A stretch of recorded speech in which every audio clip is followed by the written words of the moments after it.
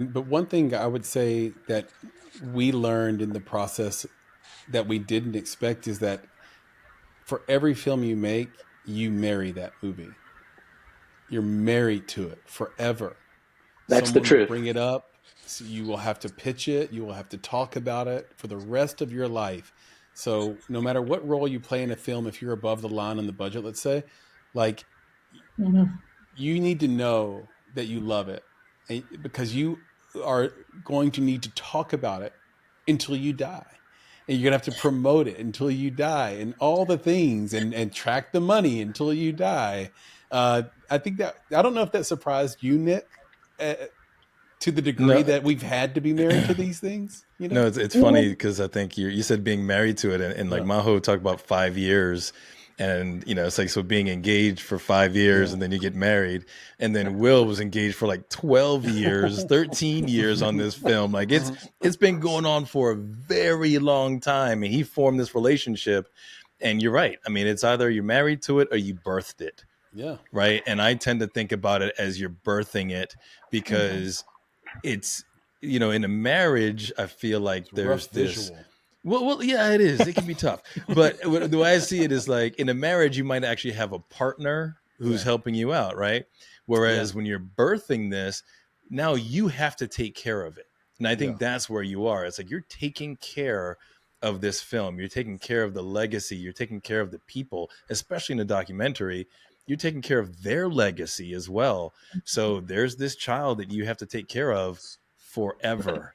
And how much energy and time you put into it, that will show you what you're going to get out of it. So I'm I with you, mean, man. I get it. Yeah. yeah, I'd like to So, just say that Maho became an important partner on the film and an ally. And I really think of her as my sister because she cared. And there are a Oh lot yeah. of people who worked on the film who cared, but she took it to another level. And in part because she came in through that story in Chile that mattered to her. And she got to connect to the Mapuche indigenous community that we featured. And Maho's incredibly humble, so I'm going to toot her horn. When she came to the mhm. United States, she went to UC Berkeley and she got her master's in journalism. That was no Yep. small thing, right? And then that first film she worked on, The Judge and the General, Elizabeth Farnsworth. She's won every award in journalism. She used to be a correspondent for the News Hour. It So, used to be called probably McNeil Laird when she Yeah. Yeah. was Hmm. doing yeah. it. And then she went out I on her remember own.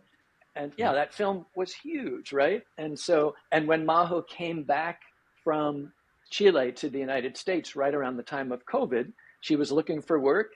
She got a job doing a piece for Frontline about migrant workers who were having to work during COVID and the kind of treatment they had, or the mistreatment, or lack of treatment, right? And just the conditions. So I'm tooting Maho's horn and just saying, I knew, I saw in her commitment to the stories, and in terms of her becoming the editor, she did the first rough assembly. So imagine 12 years of footage. We would raise Right. enough money to go back and film.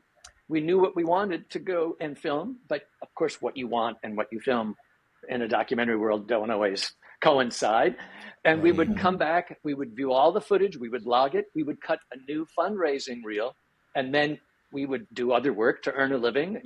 We don't have trust funds. We're not wealthy. We have to work to earn a living.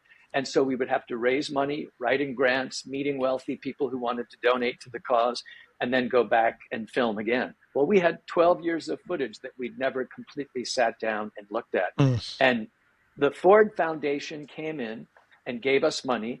Chi Wei They're Huang, who great, was by the the way. Oh my goodness. Chi Wei Wang, who was the head of Just Films at that time, now he oversees all of the arts at Ford Foundation. I know I'm not getting his title exactly right, but Chi Wei said, I know where you guys are at. I understand. I've made films. If you need to go away and not talk to us for the next year, don't even think about it. Go into the edit room and just do what you need to do. I know Hmm. you're going to make a great film. I literally had tears in my eyes because no one had ever given us the money that they gave us, and no one had ever completely believed in us to that extent. And Maho, Mhm. the point of this story is getting back to Maho. Maho did the Mhm. first rough assembly, and she cut 3 1-hour films that were mind blowing. And we said, guess what? We're not making an hour long film. This has got to be at least 90 minutes.